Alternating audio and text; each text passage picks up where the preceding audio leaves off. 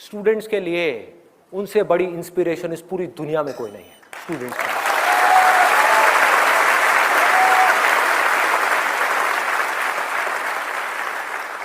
Play कर दो एक बार, वो ऑडियो प्ले कर दो।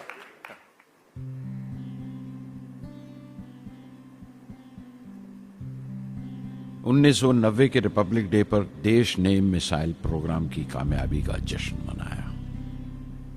मुझे पद्म विभूषण से नवाजा गया और डॉक्टर अरुणाचलम को भी। 10 साल पहले पद्म भूषण की यादें एक बार फिर हरी हो गईं।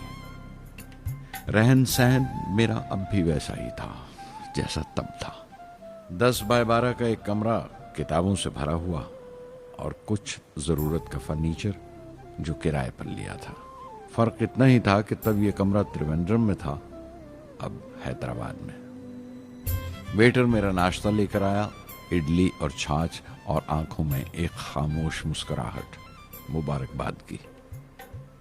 मैं अपने हमवतनों की इस नवाजिश से छलक गया।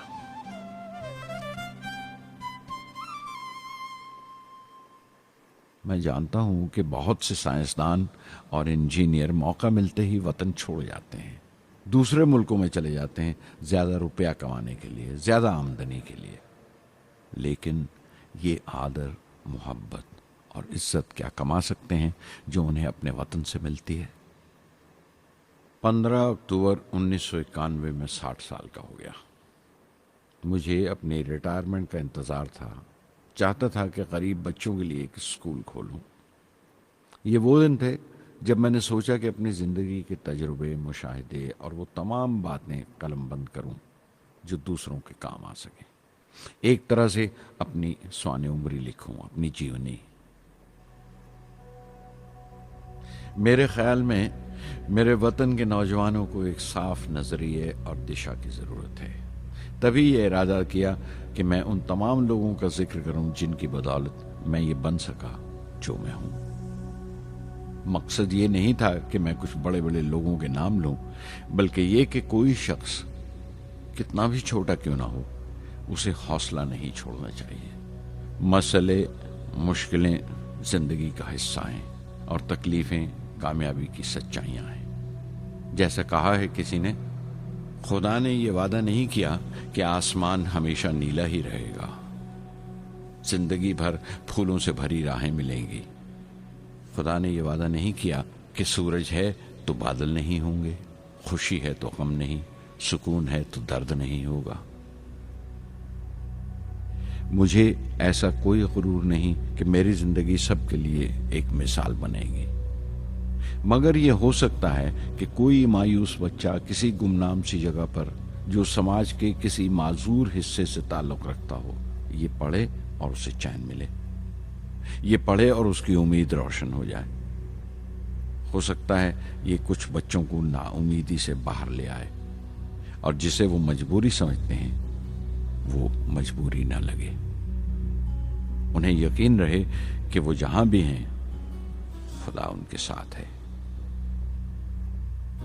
काश हर हिंदुस्तानी के दिल में जलती हुई लौ को पर लग जाए और उस लौ की परवाज से सारा आसमान रोशन हो जाए।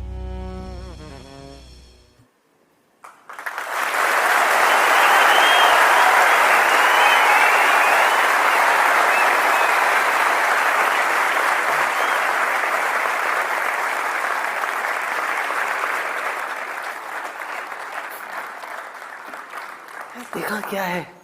हाँ,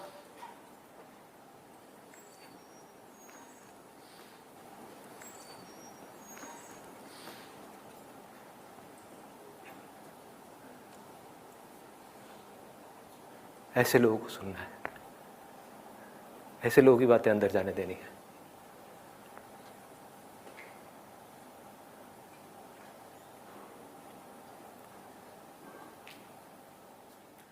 सोचो अगर आपकी भी सोच ऐसी हो जाए तो क्या होगा? सोचो।